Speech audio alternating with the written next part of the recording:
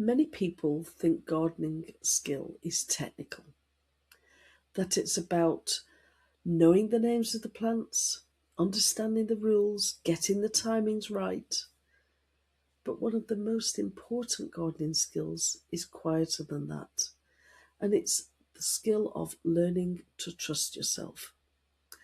I help women who garden grow with clarity and confidence in their gardens and in themselves. And today I want to share with you why self trust is something gardening teaches us slowly and gently. No one starts out trusting themselves. Trust grows through noticing the outcomes. You try something, you observe what happens, and you adjust it next time if necessary.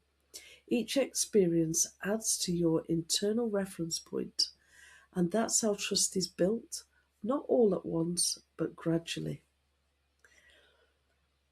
I remember a moment early in my career, and that makes this really, oh dear me. I remember a moment earlier in my career that made this real for me. I had taken on a role in a major garden, and it was a garden open to the public. Now, I was responsible for around 6 acres of formal gardens, herbaceous borders, rose beds, dry borders, tropical planting schemes, a whole array of different areas within this 6 acres that I looked after. And each year, the head gardener, he would design the schemes. He would come out and plant and place the tender displays. So where all the tender perennials were going to sit within each of these borders, and the um, tropical planting scheme that was done every year straight from scratch. So I worked alongside him for 4 years, observing what he did, how he did it, reading the garden, how he chose the plants, how he used the plants with the colours, all of those combinations, and how they responded to the space that they were planted in. And then one year, he simply turned around and he said, "It's your turn now."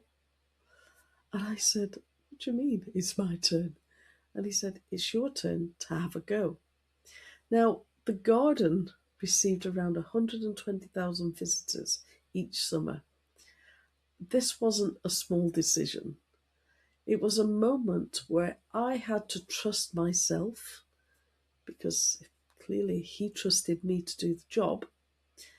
But I had to trust myself not because I felt ready, but because the experience that I'd been building quietly over those years, the years of observation, of noticing, of learning, was suddenly being given to me for me to put into practice. It was a daunting moment, let me tell you that. And the thing is, that's often how trust appears. It's not a certainty, but as a moment when you realize you're ready enough to begin. The rules are useful, but they aren't personal. Your garden responds to your place, to your conditions, to your timing. And when you start listening to what you are seeing, the rules become guides, not rules or commands. And that shift changes everything in the way that you begin to look at your garden and to garden in your garden. Something interesting actually happens as self trust grows. You notice you notice it showing up elsewhere. You hesitate less. You decide more calmly. You trust your judgment more often. And gardening becomes a place where confidence is practiced, then it quietly is carried into the rest of your life. Now, gardening isn't about getting it right every time. It's about learning how you can respond, how you can adjust, and how you can grow. And with that said, remember, every plant grows with care, and so do you. Until next time, keep growing your garden and yourself.